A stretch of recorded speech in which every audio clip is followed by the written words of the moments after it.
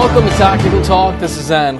Today, the topic of our show is linked to China, Pakistan, and the One Road, One Belt initiative, China-Pakistan Economic Corridor.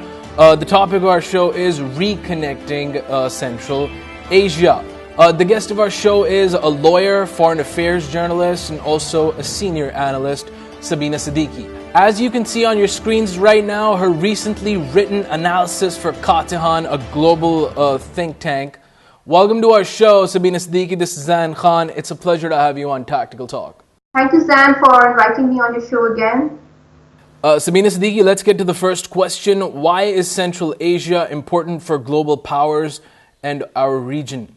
Central Asia actually happens to have immense energy resources. It has amazing resources like oil and gas, and global powers, they all want to have a piece of this cake, and they want to have dominance and control over these resources, which can ensure their global supremacy, so to say.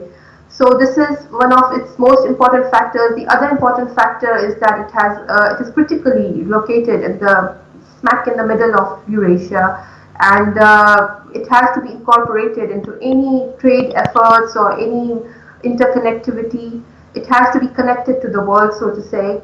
And China's One Belt, One Road project, which is an extension of its foreign policy and its future ambitions, it was important to incorporate Central Asia into this whole scheme, and it is going to really benefit from CPEC, the China-Pakistan Economic Corridor, because Xinjiang province of China, where all the new schemes and trade and everything, all the new plans are going on, it is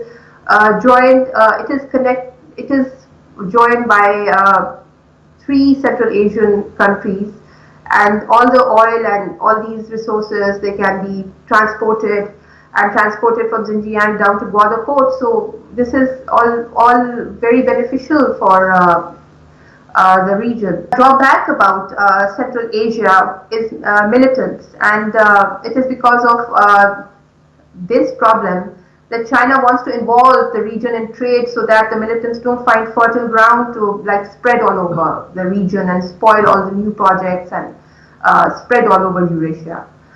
So its location and its energy resources and these militants, these are the main salient features of the countries of Central Asia. What sort of relations does Pakistan have with the Central Asian countries? Do we have economic and trade ties? Pakistan actually has become a center point of connectivity for the entire region. And the China-Pakistan Economic Corridor is the natural gateway for Central Asia, because it is landlocked and it can get connected to the sea via border port. So consequently, Pakistan has joined a couple of these ventures which the Central Asian states are part of. The first is the Lapis Lazuli Corridor. This is similar to an ancient corridor. It used to supply a blue lapis lazuli stone to Europe from Afghanistan and Central Asian states. So the new lapis lazuli corridor is on the same pattern, and it will connect Pakistan to Europe from that route. And then Pakistan has also joined the Ashgabat Agreement. This is also a similar arrangement, but it connects these Central Asian countries via Pakistan to Oman.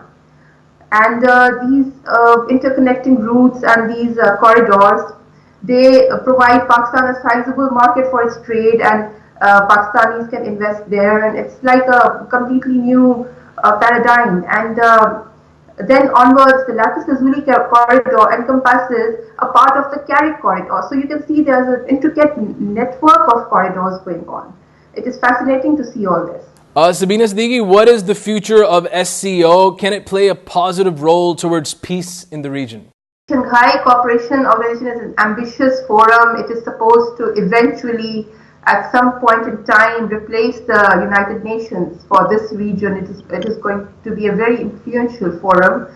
It was originally created as a confidence-building forum. There's a lot of militancy in the Central Asian states and Islamist militancy, and China wanted to integrate them into the region with trade and such this kind of trade corridors and all, so that militants don't have a chance to multiply and spread throughout Eurasia.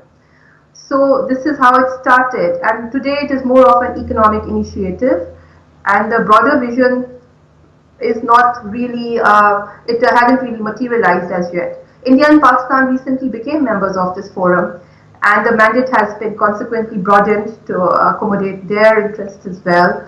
And now we have more joint security pacts, trade pacts, anti-war pacts. Such pacts, if really enacted upon properly, they could really play a positive role towards peace in the entire region and prevent future wars between India and Pakistan even possibly. But there's constant friction going on between India and Pakistan, and that is quite spoiling the original spirit of Shanghai Cooperation Organization for the time being. But let's see, there's hope for the future. Okay, last question. Can an economic project like One Belt, One Road bring about integration between countries and geopolitical realignment? The One Belt, One Road project is more than just a trade project or economic project. It's a perfect example of geoeconomics and geostrategy. It has already materialized in the new power equation in this region. China, Pakistan, and Russia have found common interests due to CPAC. And US-India ties have improved over the last 2 years, and this has pushed Russia into this regional arrangement. And this is a very important corridor, the CPAC, because it's giving advantages to Iran and to Turkey as well. And this is a whole regional realignment. The whole region is getting consolidated because of this economic venture. There are 6 corridors in a One Belt, One Road project, and CPAC happens to be the most important, and it's a linchpin of the entire strategy. So let's see how it goes ahead. But right now, 67 countries are impacted by One Belt, One Road, the larger picture that is. And it's very exciting if it is successful, and all the rivals and all the conspiracies, they don't succeed. It is going to change the world. Thank you so much, Sabena Siddiqi, for being on Tactical Talk. It was a pleasure having you. Thank you, Zain, for inviting me. This was Sabena Siddiqi discussing the topic Reconnecting Central Asia. Until the next episode of Tactical Talk, this is Zain Khan. Take care and goodbye.